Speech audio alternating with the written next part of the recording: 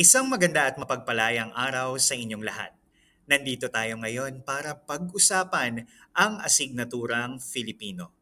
Ang paksang tatalakayin natin ngayon ay tungkol sa panghalip pamatlig. Ano nga ba ang panghalip pamatlig? Ang panghalip pamatlig ay mga panghalip na ginagamit sa pagtuturo ng tao, hayop, bagay, lugar o pangyayari. Mayroon tayong mga tinatawag na panauhan ng panghalip pamatlig. Pag-usapan natin ang unang panauhan. Ang unang panauhan ay ang pangalang itinuturo o tinutukoy ay malapit o hawak ng mismong taong nagsasalita. Ang mga halimbawang salita ng unang panauhan ay ang mga sumusunod. Ito, ire, nito, nire, ganito, ganere, dito, rito, dine, at heto. Halimbawang pangungusap. Ganito ang tamang paglalagay ng mayonnaise sa sandwich. Dumako na tayo sa ikalawang panauhan.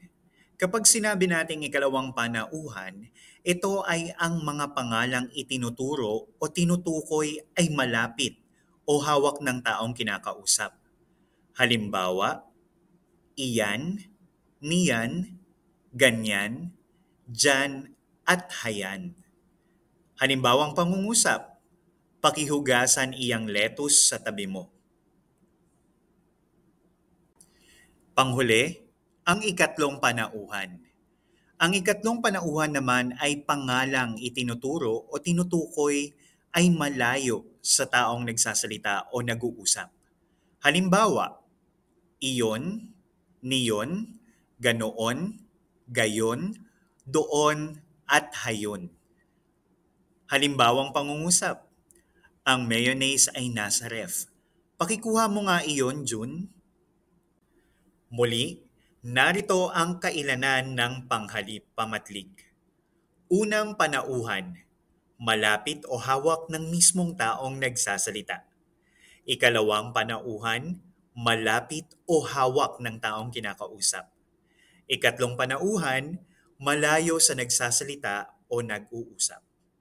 Muli ating tandaan, ang mga ito ay tinatawag na kailanan ng panghalip pamatlig. Ito'y nahati sa una, ikalawa at ikatlong panauhan.